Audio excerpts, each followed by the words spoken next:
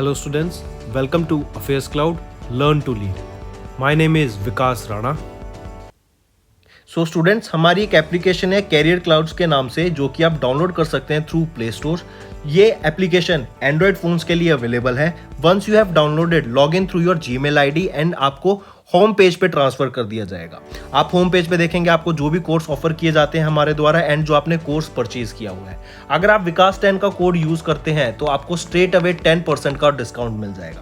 But हमारा course इतना better क्यों है? वाई वी थिंक कि हमारा course one of the best course है in the industry for preparing for current affairs, क्योंकि हम करंट अफेयर्स डेली बेसिस पे प्रोवाइड करते हैं, जिसमें से डेली बेसिस पे आपको 20 क्वेश्चंस की क्विज प्रोवाइड की जाएगी जो आपकी रिवीजन में बहुत हेल्प करेगी। एक पीडीएफ प्रोवाइड की जाएगी डेली बेसिस पे of the current affairs of that particular day. Similarly weekly basis पे आपको 50 क्वेश्चंस की क्विज और PDF of compiled current affairs of week, and monthly basis पे आपको एक टॉप 100 करंट अफेयर्स की पीडीएफ प्रोवाइड करी जाएगी जो उस पूरे महीने का करंट अफेयर्स का जिस्ट होगा, जो प्रिपरेशन में रिवीजन पर्सपेक्टिव से बहुत इंपॉर्टेंट होता है। आपको लगेगा हम सिर्फ इतना प्रोवाइड करते हैं, लेकिन नहीं, हम इंग्लिश के साथ साथ आपको हिंदी में भी ये सारी चीजें प्रोवाइड करते हैं। नॉट जस्ट दिस, हम आपको बैंकिंग अवेयरनेस के भी करंट अफेयर्स प्रोवाइड करते हैं, बैंकिंग से रिलेटेड क्वेश्चंस भी डिस्कस कराते हैं ताकि आपकी रिवीजन हो सके फॉर बैंकिंग एग्जाम। इसी के साथ साथ हम एक नई तरीके की पीडीएफ्स आप सभी के लिए लाए हैं, एक इंटरेस्टिंग वे ऑफ लर्निंग, वो है इंफोटेनमेंट इन्फोग्राफिक्स। बड़ा ही मजेदार तरीके से आप इनको एंजॉय करते हुए पीडीएफ्स को पढ़ सकते हैं, तो इनको जरूर चेक कीजिएगा। इसी के साथ साथ हम आपको 20 टॉपिक वाइज करंट अफेयर्स भी रिवाइज कराते हैं डेली बेसिस पे। डेली एक एक टॉपिक की वीडियो आती है हमारे यूट्यूब चैनल पे, जो 20 टॉपिक्स हैं, जैसे apps and web portals, important days, books and authors, आपके national affairs, international affairs, sports, defence, awards, इन सभी टॉपिक्स को हम मंथली बेसिस पे कवर करते हैं। एंड डेली हमारे यूट्यूब चैनल पे आपकी daily videos, monthly videos, weekly videos, topic wise videos, ये सब कवर करा जाता है, जो बहुत हेल्पफुल रहता है प्रिपरेशन के लिए। So I think this is the best course that you can find for current affairs. Hello friends, कैसे आप सब? आई होप आप सब अच्छे होंगे। तो आज की वीडियो में 21 अक्टूबर के बड़े ही इंटरेस्टिंग क्वेश्चंस हम डिस्कस करेंगे। ये सेशन आपके लिए बहुत ज़्यादा हेल्पफुल रहेगा, तो एंड तक ज़रूर बने रहिएगा। चलिए सेशन स्टार्ट करते हैं। सबसे पहली न्यूज़ है जो आज हम डिस्कस करेंगे, वो है नेशनल क्रेडिट फ्रेमवर्क की। अभी रिसेंटली हमारे union education minister Dharmendra Pradhan जी के द्वारा ये नेशनल क्रेडिट फ्रेमवर्क लॉन्च किया गया फॉर पब्लिक कंसल्टेशन। ये क्या है एक्चुअली में आपका नेशनल क्रेडिट फ्रेमवर्क? ये एक मल्टी डायमेंशनल टूल है जो कि गवर्नमेंट ऑफ इंडिया के द्वारा डेवलप किया गया है in line with national education policy of 2020। अच्छा, एक क्वेश्चन और आ जाता है कि जो एनईपी है हमारा, नेशनल एजुकेशन पॉलिसी 2020, ये किसके टर्म के अंडर लॉन्च किया गया था? मतलब कौन से प्रेसिडेंट, कौन सा प्राइम मिनिस्टर के अंडर लॉन्च किया गया था? तो प्राइम मिनिस्टर नरेंद्र मोदी जी के टर्म के अंडर इसको एनईपी 2020 को लॉन्च किया गया था। इससे पहले जो एनईपी आई थी वो थी 1968 की, 1986 की, और 1986 वाली को एडिट किया गया था 1992 में, और जो तीसरी एजुकेशन पॉलिसी आई है वो 2020 में आई है। ठीक है, तो कमिंग बैक, क्या एम है बेसिकली इस नेशनल क्रेडिट फ्रेमवर्क को जो लॉन्च किया गया एनसीआरएफ को? ये क्यों लॉन्च किया गया था? ये बेसिकली लॉन्च किया गया जो एनेबल करेगा integration of academic and vocational domains to ensure the flexibility and mobility between them। मतलब जो हमारे फॉर्मल स्कूल हैं एंड हायर एजुकेशन है उसको वोकेशनल एजुकेशन से जोड़ेगा और एक्सपीरियंशियल लर्निंग से जोड़ने की यहाँ पे बात की गई, इंटीग्रेशन की बात की गई। यहीं पर लोग बच्चों को स्किल्स प्रोवाइड की जाएंगी, स्किलिंग की जाएगी उनको। ठीक है, उनको बताया जाएगा नई नई जो अपकमिंग टेक्नोलॉजीज हैं उनके बारे में। यहाँ पे लोगों को इवन जो स्किल्स प्रोवाइड की जाएंगी उनके बेसिस पे इवेल्युएट करके जॉब अपॉर्चुनिटीज़ के बारे में भी बताया जाएगा। ठीक है, तो काफ़ी इंपॉर्टेंट रहेगा, ये याद रखना। ठीक, फिर इसी के साथ साथ याद रखना, ministers recommended all institutions to organise a public consultation for NCRF on their website in order to obtain feedback from citizens. अब जैसे मैंने बोला क्या कि ये पब्लिक कंसल्टेशन के लिए लॉन्च किया गया, तो मतलब सभी इन्होंने बोला मिनिस्टर्स ने कि अपनी जो वेबसाइट है यूनिवर्सिटीज़ की, वहाँ पर फीडबैक के लिए फ्रॉम सिटीजन्स एक फॉर्म डालो ताकि वहाँ पे हमें मिल सके कि क्या फीडबैक रहेगा एनसीआरएफ के आप बारे में, लोगों का क्या मानना है, क्या सोचना है। ठीक है, और जो ये इंस्टीट्यूशन है ये इंक्लूड करते हैं school, industrial training institutes, AICTE. ठीक है, और ये सारे आपके जैसे इंजीनियरिंग कॉलेजेस हो गए, बाकी हायर एजुकेशन इंस्टीट्यूट्स हो गए, ये सारे इसमें इंक्लूडेड रहते हैं। चलिए नेक्स्ट पे आते हैं। नेक्स्ट हम बात करते हैं 14th edition of world spice congress. काफी इंपॉर्टेंट है फ्रेंड्स, इसको मार्क कीजिएगा। 14वें edition of world spice congress की हम बात कर रहे हैं। ये वर्ल्ड स्पाइस कांग्रेस कहां पर होगा? नवी मुंबई में होगा, सिडको एग्जीबिशन कन्वेंशन सेंटर में होगा। 16 से लेके 18 फरवरी के बीच में होगा और कब? 2023 में होगा। तो क्या क्या चीजें याद रखनी है? 14th edition of world spice congress Navi Mumbai में होगा, CIDCO exhibition centre convention centre में होगा जो कि नवी मुंबई महाराष्ट्र में है, और 16 से लेके 18 फरवरी के बीच में होगा। अब इसका मेन एम क्या रहेगा, किस चीज पे बात की गई? अब जैसे पहले तो थीम याद रखेंगे आपको। थीम क्या है वर्ल्ड स्पाइस डे की जो आपको याद रखनी है? वो है विजन 2030 स्पाइस। और स्पाइस की यहां पे फुल फॉर्म क्या आ जाती है? SPICE। स्पाइस की फुल फॉर्म होती है sustainability, productivity, innovation, collaboration, excellence and safety. ये आपकी स्पाइस की फुल फॉर्म है जो आपको याद रखनी है विजन 2030 स्पाइस के अंडर। यहाँ पे बेसिक एम क्या क्या किया गया है कि किस बात पे बात की जाएगी इस कांग्रेस में, कि जो स्पाइसेस की प्रोडक्शन है वो कितनी होनी चाहिए, ठीक है, कहाँ पर हमें उसे एक्सपोर्ट करना है, किन चीज़ों को हमें इंपोर्ट करना है उसके लिए, फिर उसका प्राइस क्या होना चाहिए, फिर हमें क्या क्या सेफ्टी के मेजरमेंट्स रखने चाहिए, अगर हम बाहर एक्सपोर्ट कर रहे हैं तो प्राइसिंग क्या होनी चाहिए, किस चीज़ पे ध्यान रखना चाहिए, सप्लाई चेन मैनेजमेंट का ध्यान रखना पड़ेगा, फिर क्वालिटी वाइज भी हमें प्रोडक्ट का ध्यान रखना पड़ेगा। ठीक, ये सारी चीज़ों पे यहाँ पे बात की गई during the 14th edition of world की जाएगी during the 14th edition of world spice congress, जो कि 16 से 18 फरवरी के बीच होगी, 2023 में होगी, सिडको एग्जीबिशन कन्वेंशन सेंटर में होगी, नवी मुंबई महाराष्ट्र में होगी, और जिसकी 14th एडिशन की थीम रहेगी क्या? विजन 2030 स्पाइसेस, या फुल फॉर्म देख सकते हैं। ठीक है, अगर यहीं पे अगर मैं बात करूं स्पाइसेस का सेंटर क्या रहता है? केरला। हेडक्वार्टर कहां पर है? केरला इनका। ठीक है, और 1987 में आपका स्पाइस बोर्ड को इस्टेब्लिश करा गया था। ठीक है, चलिए नेक्स्ट पे आते हैं। 1 से 7 सितंबर के बीच में हम नेशनल न्यूट्रिशन वीक ऑब्जर्व करते हैं। इंपॉर्टेंट, राष्ट्रीय पोषण माह हमारा अभी बिगिन हुआ इंडिया में, और 1 सितंबर से हम ये देखेंगे पोषण माह, राष्ट्रीय पोषण माह। 2 सितंबर को वर्ल्ड कोकोनट डे, जिसकी थीम रहेगी growing coconut for a better future and life. 5 सितंबर को हम नेशनल टीचर्स डे ऑब्जर्व करते हैं, जिसकी थीम रहेगी leading in crisis, reimagining the future. Next 5 सितंबर को ही international day of charity observe किया जाता है।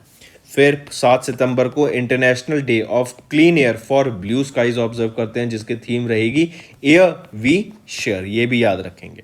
नेक्स्ट 8 सितंबर को हम international day of literacy observe करते हैं, काफ़ी important, with the theme transforming literacy learning spaces. I repeat, transforming literacy learning spaces, ये आपकी थीम रहेगी इंटरनेशनल लिटरेसी डे की, जो कि 8 सितंबर को ऑब्जर्व करा जाता है।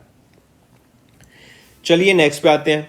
नेक्स्ट हम बात करते हैं, 3 ऑर्गेनाइजेशन आपको याद रखनी है, इन्होंने बुक्सर थर्मल पावर प्लांट को फाइनेंस करने की बात की गई, और ये जो बुक्सर थर्मल पावर प्लांट है ना, ये कहां पर है? पहली चीज याद रखेंगे, बिहार में है। दूसरी चीज, ये कोल पे रन करता है। ठीक है, ये बुक्सर थर्मल पावर प्लांट कोल पे रन करता है। फिर आपको याद रखना है 3 ऑर्गेनाइजेशन, वो है REC, PFC हो गई आपकी पावर फाइनेंस कॉर्पोरेशन, एंड आपका STPL। और STPL में कैसे याद रखेंगे? SJVN, जो कि होता है आपका सतलुज जल विद्युत निगम लिमिटेड। ठीक है, थर्मल पावर लिमिटेड। तो SJVN सतलुज जल विद्युत निगम थर्मल पावर लिमिटेड, ये आपका STPL हो गया। इसने power finance corporation and RE के साथ एक मेमोरेंडम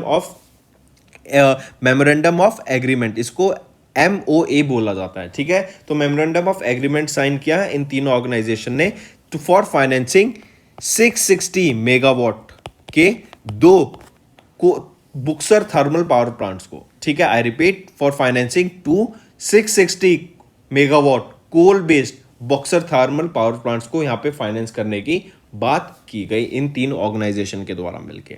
ठीक है, और इसके लिए जो फाइनेंस लगेगा वो कितना लगेगा? 12,172 करोड़ रुपए का लगेगा, विद डेप्ट रिक्वायरमेंट ऑफ 8,520 करोड़ रुपए की। चलिए नेक्स्ट पे आते हैं। नेक्स्ट हम बात करेंगे सेंटी मिलियनर। पहले ये सेंटी मिलियनर टर्म ही देख लेते हैं क्या होता है। किसी भी व्यक्ति की अगर $100 बिलियन से वैल्यू ज़्यादा है, $100 मिलियन से, और अगर रुपीज़ में कन्वर्ट करें तो कुछ 40 करोड़ रुपए हो जाता है। तो इससे ज़्यादा अगर उनकी वैल्यू आती है तो उनको सेंटी मिलियनर्स कहा जाता है। ठीक है, अब 830 कर लो इसको, 830 करोड़। ठीक है, 830 840 करोड़, क्योंकि वेरी होता रहता है। तो अब इतनी अगर किसी की वर्थ है, मतलब अगर डॉलर में देखें 100 मिलियन डॉलर की जिसकी वर्थ है, उसको हम सेंटी मिलियनर बोलते हैं। तो अभी जो डाटा आया वो ये आया कि अगर हम टोटल वर्ल्ड में देखें ऐसे लोग जो सेंटी मिलियनर्स हैं, जो इंडिया की रैंक आती है ऐसे उसमें with maximum number of centimillionaires, third number पे आता है इंडिया। टॉप पर है आपका यूनाइटेड स्टेट्स ऑफ अमेरिका, दूसरे नंबर पे आता है चाइना और तीसरे नंबर पे आपका India with maximum number of centimillionaires. अगर टोटल सेंटी मिलियनर्स की बात करें ऑल ओवर द वर्ल्ड तो वो है 25,490 सेंटी मिलियनर्स, जिसमें से 1,132 हैं करंटली इंडिया में। और अभी एक डाटा रिलीज किया गया कि 2032 तक यही सेंटी मिलियनर्स हमारे सरपास कर देंगे चाइना के नंबर ऑफ सेंटी मिलियनर्स को बाय 2032, और सेकंड पोजीशन पे आ जाएगा इंडिया। ठीक है, ये डाटा रिलीज किया गया एक रिपोर्ट में जो थी the centimillionaires report, the emergence of a new class of super rich. ठीक है, काफी इंपॉर्टेंट, याद रखेंगे इस डाटा को। नेक्स्ट आ जाते हैं सारंग। सारंग क्या है? ये एक festival of India in Republic of Korea, मतलब साउथ कोरिया में एक फेस्टिवल ऑब्जर्व किया गया सारंग नाम से, जो कि 8th एडिशन था इस फेस्टिवल का। बेसिकली इस फेस्टिवल को कब से कब तक ऑब्जर्व किया गया? 30 सितंबर से लेके 14 अक्टूबर के बीच में ऑब्जर्व किया गया इन साउथ कोरिया। और यहाँ पे आपका various art forms, dances, musics, वहां पे इनको कंबाइन किया गया with the culture of south Korea, ताकि दोनों देशों के बीच में एक हार्मनी बन सके, एक दोनों देशों के बीच में एक कल्चर डेवलप हो सके, और वहां के लोगों ने भी इसमें बढ़ चढ़ के पार्टिसिपेट किया। ठीक है, तो क्या नाम रहेगा फेस्टिवल का? सारंग, जो कि 8th एडिशन था फेस्टिवल का। 30 सितंबर से लेके 14 अक्टूबर के बीच में ये फेस्टिवल को ऑब्जर्व किया जाएगा। ठीक है, काफी इंपॉर्टेंट, याद रखेंगे। चलिए नेक्स्ट पे आते हैं। प्राइम मिनिस्टर नरेंद्र मोदी, इन्होंने अभी इनॉग्रेट की पीएम श्री स्कीम। और ये पीएम श्री स्कीम क्या है? ताकि 14,500 स्कूल्स को अपग्रेड किया जा सके। ठीक है, जो गवर्नमेंट स्कूल्स हैं उनको अपग्रेड करने की ये बात की गई पीएम श्री स्कीम के अंडर। फिर तमिलनाडु गवर्नमेंट ने लॉन्च किया Pudhumai Penn scheme for girl students. Tripura setup करेगा पहला बायो विलेज ऑफ इंडिया। काफी इंपॉर्टेंट, इसको मार्क करेंगे। इंडिया और बांग्लादेश ने साइन किया एक water sharing pact. Prime minister Narendra Modi virtually addressed plenary session of Eastern Economic forum.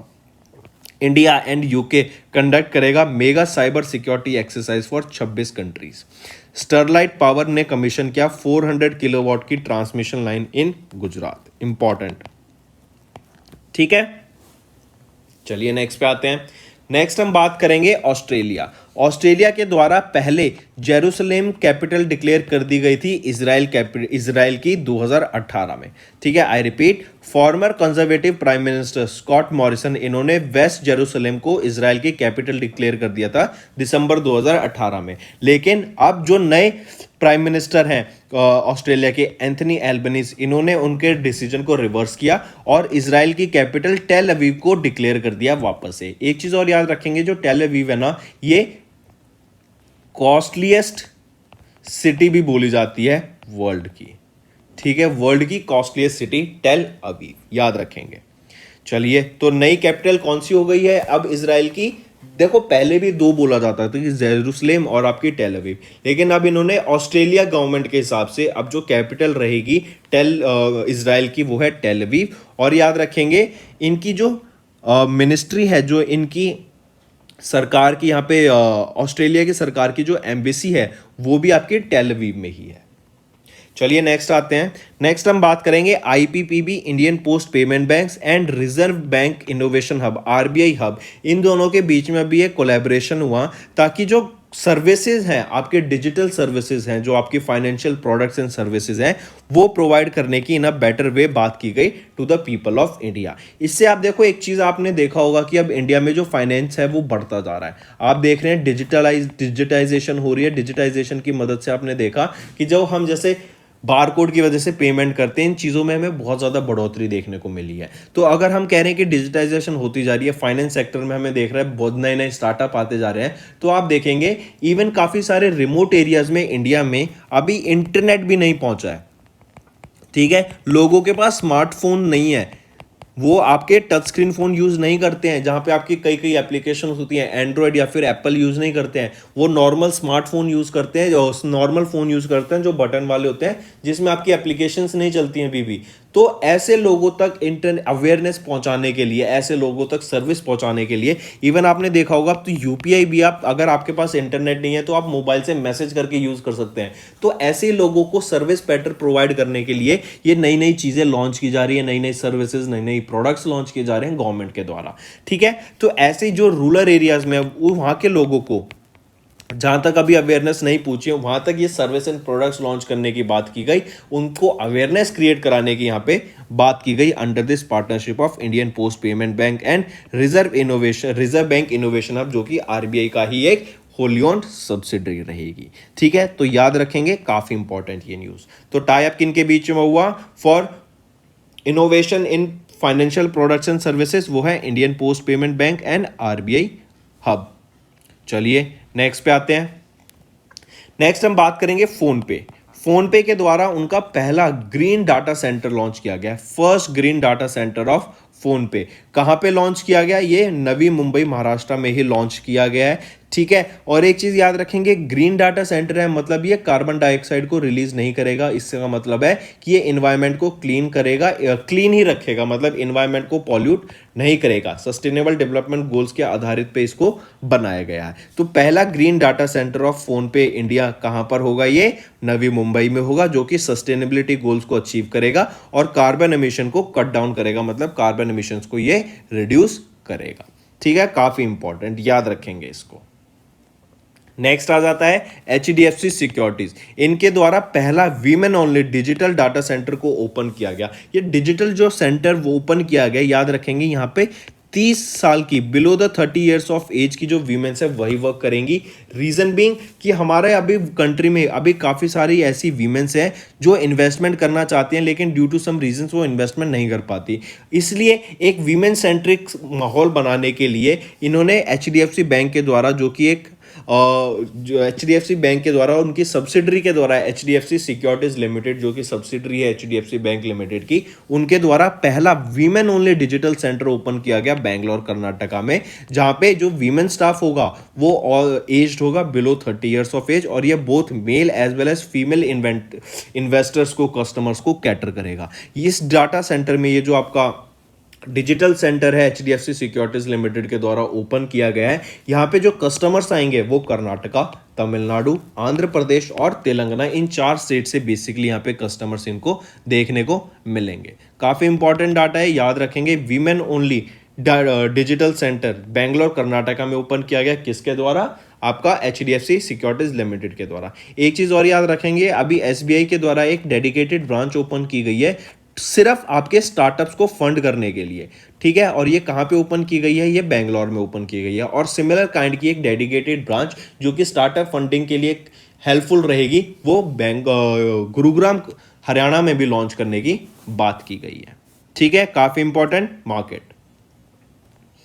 Next, Rohit Sharma, ये पहले प्लेयर बने जिन्होंने 3500 रन्स बनाए इन T20 मैचेस। फिर अपेक्षा फर्नांडिस, ये वो पहली इंडियन वीमेन बन गई to reach WJS championship finals में। मैक्स वर्स्टेपन, इन्होंने डच F1 ग्रैंड प्रिक्स 2022 को जीता। अनिष्का बियानी, इन्होंने गोल्ड मेडल जीता इन मलेशियन चेस मीट में। सुरेश रैना ने रिटायरमेंट ले ली from all the formats of cricket including IPL। Bangladesh cricketer Mushfiqur Rahim, इन्होंने अनाउंस कर दिया retirement from T20। Indian grand master Arvind Chidambaram की बात करें, इन्होंने दुबई ओपन चेस टूर्नामेंट जीता, ये भी याद रखेंगे। ठीक है, और यहीं पे अगर मैं बात करूं पहले ग्रैंड मास्टर ऑफ इंडिया कौन बने थे, वो है विश्वनाथ आनंद, और ये अब डेप्टी प्रेसिडेंट भी बन गए हैं फाइड के। और ये कब बने थे पहले ग्रैंड मास्टर? 1988 में बने थे।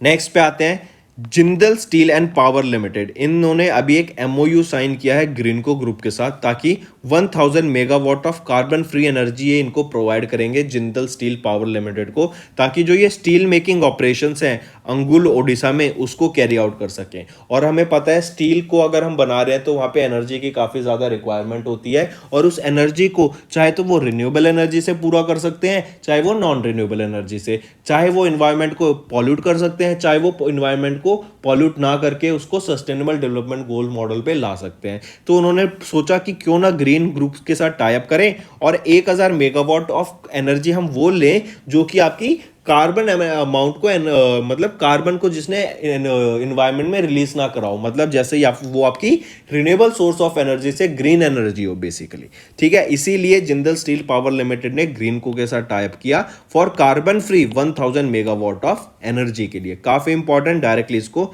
याद रखेंगे। और इनके इस टाई अप की वजह से approximately 7 million tons of carbon dioxide per year जो हमारी रिलीज होती है एटमॉस्फेयर में उसको सेव किया गया। नेक्स्ट बात करेंगे अमेरिकन हिस्टोरियन बारबरा मेटकाल्फ की। इनको अभी सर सैयद एक्सीलेंस अवार्ड से सम्मानित किया गया 2022 के लिए। ठीक है, याद रखेंगे बारबरा डेली मेटकाल्फ ये अमेरिकन हिस्टोरियन है और इनको sir Syed excellence international award 2022 से सम्मानित किया गया। किसके द्वारा? अलीगढ़ मुस्लिम यूनिवर्सिटी के द्वारा। फिर इसी के अलावा आपको अगर मैं बात करूं बारबरा मेटकाल्फ की, ठीक है, अगर मैं बात करूं इनके बारे में कुछ डाटा देख लेते हैं। जैसे अगर इनके बारे में पूछा जाए तो ये पेंसिल्वेनिया में प्रोफेसर थी। ठीक है, और इन्होंने अपनी doctorate degree university of California Berkeley in 1974 complete करी। फिर इसी के साथ साथ ये प्रेसिडेंट रह चुकी हैं association for Asian studies in 1994। फिर इन्हीं के द्वारा याद रखेंगे 2010 से 2011 के बीच में प्रेसिडेंट रही ये अमेरिकन हिस्टोरियल एसोसिएशन की। फिर इनके द्वारा कुछ 3-4 बुक्स भी लिखी गई हैं, जैसे इस्लाम इन साउथ एशिया इन प्रैक्टिस, फिर इस्लामिक परफेक्शन वीमेन, फिर Islamic revival in British India. ये सारी कुछ किताबें जो इनके द्वारा लिखी गई थी।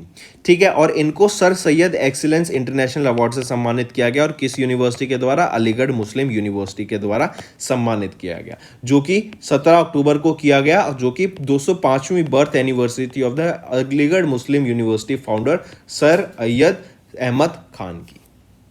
चलिए नेक्स्ट पे आते हैं। नेक्स्ट बात करते हैं गौतम अडानी जी की। हम जानते हैं गौतम अडानी ये आपके 3rd रिचेस्ट पर्सन है वर्ल्ड के। ये 2nd रिचेस्ट बने थे for quite a few days, लेकिन फिर वापस जेफ बेजोस ने अपनी 2nd पोजीशन को हासिल कर लिया था। ठीक है, अब ये वापस 3rd रिचेस्ट पर्सन है।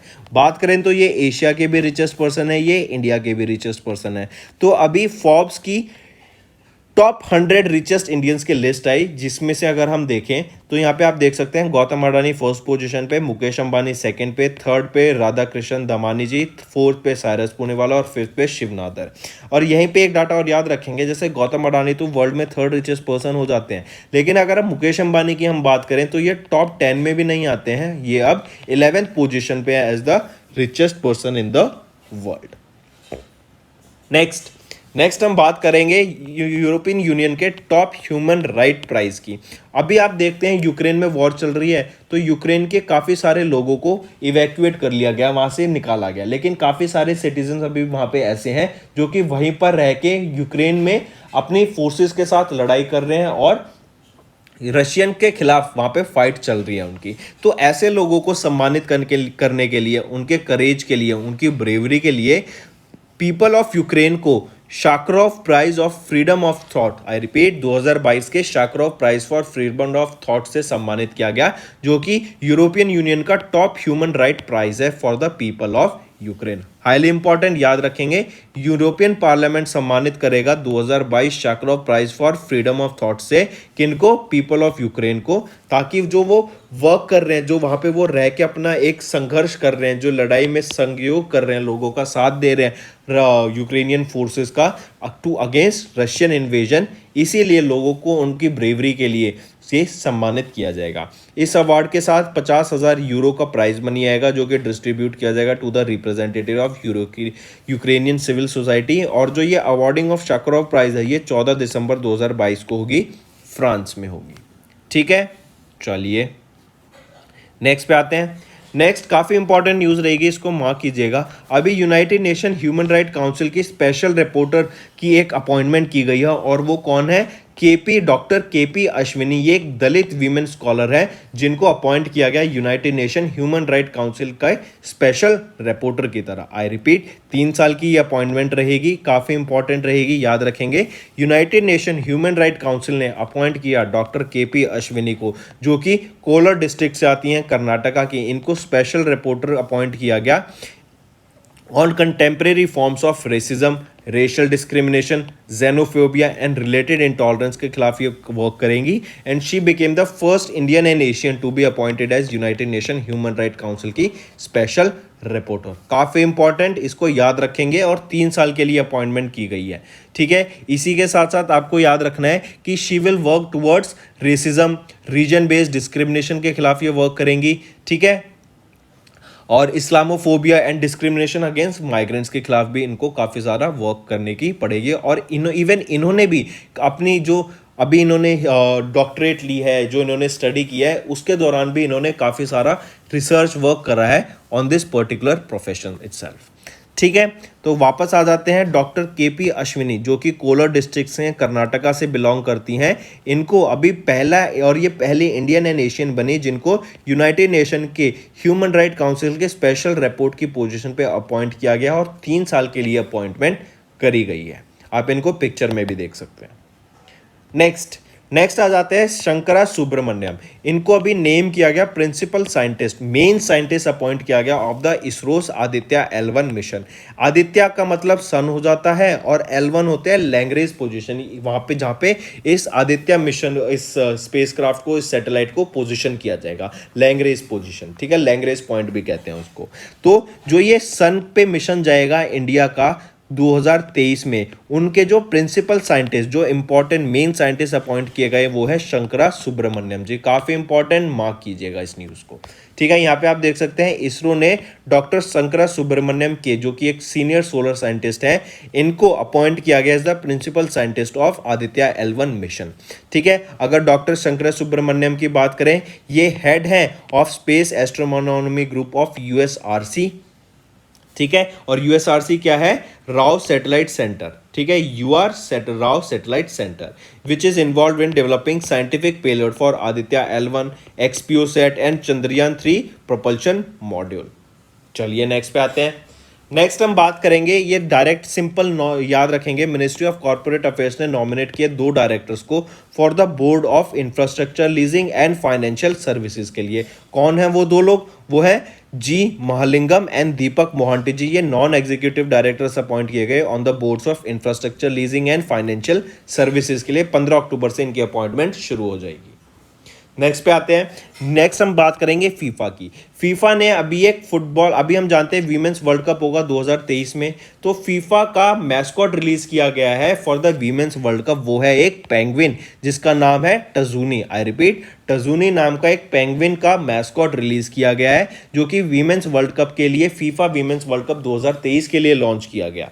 अब आपको याद रखना है किसके द्वारा लॉन्च किया गया? फीफा के द्वारा लॉन्च किया गया। और 2023 का जो वीमेंस वर्ल्ड कप है कहां पे खेला जाएगा? ऑस्ट्रेलिया में एज वेल एज न्यूजीलैंड में खेला जाएगा। ये इंपॉर्टेंट न्यूज़ याद रखनी है। फिर इसी के साथ साथ अगर पूछा जाए कौन सा एडिशन का ये वर्ल्ड कप खेला जाएगा, तो आपको एडिशन का नाम भी याद रखना है, जो कि काफ़ी इंपॉर्टेंट रहने वाला है। वो कौन सा एडिशन होगा? 2023 में 9वां एडिशन खेला जाएगा ऑस्ट्रेलिया एंड न्यूजीलैंड में मिलके। ठीक है, 2 को होस्ट नेशंस रहेंगे, ऑस्ट्रेलिया एंड न्यूजीलैंड, 9वें edition of women's world cup के, जो फीफा ने ऑर्गेनाइज किया। और इसके लिए एक मैस्कॉट रिलीज किया गया, जो कि एक पेंगुइन था जिसका नाम है टजूनी नाम से, और 2023 में इसको खेला जाएगा। चलिए नेक्स्ट पे आते हैं। नेक्स्ट हम बात करेंगे ज्योति याराजी। ज्योति याराजी वो पहली इंडियन वीमेन बन गई जिन्होंने 13 सेकंड में 100 मीटर हर्डल्स को पूरा किया। काफ़ी इंपॉर्टेंट, डायरेक्ट यही क्वेश्चन पूछा जाएगा आपसे कि वो पहली इंडियन वीमेन कौन बनी जिन्होंने क्लॉक किया 100 मीटर हर्डल्स को इन 13 सेकेंड। वो है ज्योति याराजी। ठीक है, डायरेक्ट क्वेश्चन होगा, याद रखेंगे इसको। फिर नेक्स्ट आ जाते हैं ORS। ORS क्या होता है? जब आपको जैसे डायरिया हो जाता है तो आपको डॉक्टर ORS कंज्यूम करने को बोलता है, जो होता है ओरल रिहाइड्रेशन सॉल्यूशन। ठीक है, तो ओरल रिहाइड्रेशन सॉल्यूशन को जो मार्केट में लाए थे, जिन्होंने इसको प्रचलित किया था, वो है डॉक्टर दिलीप महालबनिस, और इनका रिसेंटली निधन हो गया है। जब भी आपको, जैसे ओआरएस बेसिकली क्या होता है, आपके विटामिन होते हैं, उसमें मिनरल्स होते हैं जो आपकी बॉडी लूज कर देता है, और उसमें दवाई होती है जो कि आपकी बॉडी में जो आपको डायरिया होता है उसके अगेंस्ट वर्क करता है और आपको क्योर करने में हेल्प करता है। ठीक है, तो ओआरएस आइकन डॉक्टर दिलीप महालबनिस, इनका रिसेंटली निधन हो गया। 1934 में इनका जन्म हुआ था कोलकाता में। ये आपके एक इंडियन पेडिट्रिशियन है, ठीक है, और इनका अभी रिसेंटली निधन हो गया है, याद रखेंगे। चलिए नेक्स्ट न्यूज़ पे आते हैं। नेक्स्ट हम बात करेंगे, एक ऑटोबायोग्राफी रिलीज की गई, पिनारई विजयन, ये चीफ मिनिस्टर हैं केरला के, इनके द्वारा एक ऑटोबायोग्राफी रिलीज की गई है ऑफ senior Congress leader and advocate CK Sreedharan ji की। कहाँ पे? केरला में ही ये इनकी रिलीज की गई आपकी ऑटोबायोग्राफी, ठीक है, याद करेंगे, केरला के चीफ मिनिस्टर के द्वारा ये रिलीज की गई। नेक्स्ट न्यूज आ जाती है फिर वर्ल्ड ऑस्टियोपोरोसिस डे, आपकी बून से रिलेटेड होता है ये, तो वर्ल्ड ऑस्टियोपोरोसिस डे 20 अक्टूबर को हम ऑब्जर्व करते हैं, जिसकी थीम रहेगी step up for bone health. काफी इंपॉर्टेंट डायरेक्ट न्यूज, याद रखेंगे, ठीक है। ऑस्टियोपोरोसिस क्या है कि जैसे बड़े बड़े लोग, जैसे बड़े बड़े होते जाते हैं, हमारी जो बोन्स होती हैं वो वीक हो जाती हैं और ब्रिटल हो जाती है, ठीक है। तो step up for bone health, ये आपका वर्ल्ड ऑस्टियोपोरोसिस डे 20 अक्टूबर को ऑब्जर्व किया गया। फिर आ जाता है 20 अक्टूबर को ही इंटरनेशनल शेफ डे हम ऑब्जर्व करते हैं। शेफ आप जानते ही हैं क्या होता है। फिर नेक्स्ट आ जाते हैं कि इंपॉर्टेंट, इसको मार्क करेंगे, CII and Indian oil corporation ने पार्टनर किया टू लॉन्च प्रोजेक्ट वायु अमृत इन संगरूर डिस्ट्रिक्ट ऑफ पंजाब। ये बेसिकली वायु अमृत क्या है कि हम जानते हैं जब भी क्रॉप रेजिड्यू हो जाता था, उससे क्या होता था, सटल बर्निंग कर देते थे फार्मर्स पंजाब के, मतलब जो बच जाता था सटल उसको बर्न कर देते थे, जिससे क्या होता, पॉल्यूशन क्रिएट होता था। और जो हमारे एरियाज हैं दिल्ली के, एनसीआर के, वहां पर काफी ज्यादा पॉल्यूशन क्रिएट हो जाता था, जिसकी वजह से एयर पॉल्यूशन बढ़ेगा। तो अब क्या हुआ, इस वायु अमृत ये एक प्रोजेक्ट लॉन्च किया ताकि जो क्रॉप्स रेजिड्यू है, जो सब्टल है, उसको बर्न ना करके दूसरी तरीके से ट्रीट किया जाए। और इसीलिए सीआईआई ने पार्टनर किया इंडियन ऑयल कॉर्पोरेशन के साथ, ताकि वो जो सब्टल बर्निंग है उसको ना की जा सके और उस सब्टल को कहीं और यूज किया जा सके, ठीक है। और ये कहाँ पे बात की जाए, इन संगरूर डिस्ट्रिक्ट ऑफ पंजाब। तो फ्रेंड्स, ये था हमारा सेशन। आई होप आपको वीडियो पसंद आई। अब आ जाते हैं क्विक रिवीजन पे। धर्मेंद्र प्रधान जी, जो कि हमारे यूनियन एजुकेशन मिनिस्टर है, इनके द्वारा एक ड्राफ्ट लॉन्च किया गया for national credit framework for public consultation. 14th edition of world spice congress की बात करें तो मुंबई में होगी, फरवरी में होगी, 2023 में होगी, on the sidelines of G20। Then REC, PFC and STPL, इन्होंने एक एमओए साइन किया for financing Buxar thermal power plant, जो कि बिहार में है। सेंटी मिलियनर्स की रिपोर्ट आई जिसमें बताया गया इंडिया 3rd पोजीशन पे है, बट 2032 तक ये 2nd पोजीशन पे आएगा बाय ओवरटेकिंग चाइना। सारंग की बात करें, ये एक फेस्टिवल है of India in Republic of Korea, जहाँ पे म्यूजिक, डांस वगैरह किया गया और वहाँ पे लोगों के साथ मिलजुल के एक रिलेशनशिप बढ़ाने का काम किया गया with the help of this Sarang festival. फिर ऑस्ट्रेलिया ने रिवर्स किया recognition of Jerusalem as Israel capital, और इन्होंने अभी डिक्लेयर किया कि टेल अवीव यहाँ की कैपिटल रहेगी। नेक्स्ट आ जाता है आईपीपीबी एंड आरबीआईएच ने कोलैबोरेट किया for innovations in the financial product and services. PhonePe ने पहला ग्रीन डाटा सेंटर लॉन्च किया गया in association with Dell technologies and NTT limited. HDFC securities ने पहला women only digital centre open किया बेंगलोर में। जीएसपीएल ने एक एमओयू साइन किया ग्रीनको के साथ for 1000 megawatt of carbon free energy. American historian Barbara Metcalfe को सर सैयद एक्सीलेंस अवार्ड से सम्मानित किया गया 2022 के लिए। गौतम अडानी ने 2022 की Forbes list of India's 100 richest person में टॉप किया और मुकेश अंबानी 2nd पोजीशन पे। People of Ukraine and their president को सम्मानित किया गया यूरोपियन पार्लियामेंट के शाकरोव प्राइज 2022 से। मिनिस्ट्री ऑफ कॉर्पोरेट अफेयर ने नॉमिनेट किए 2 director for the board of ILNFS। फिर फीफा ने अनवेल किया मैस्कॉट, जो कि एक पेंगुइन है for FIFA women's world cup 2023 के लिए, जिसका नाम है टजूनी। ज्योति यराजी ये पहली वीमेन बन गई जिन्होंने 13 सेकंड में 100 मीटर हर्डल्स को पूरा किया। डॉक्टर दिलीप महालबनिस की बात करें, ये पायनियर है ओरल रिहाइड्रेशन के, ORS के, जो अभी जिनका निधन हो गया। चीफ मिनिस्टर पिनारई विजयन, जो कि केरला के चीफ मिनिस्टर हैं, इन्होंने एक ऑटोबायोग्राफी रिलीज की CK श्रीधरन की।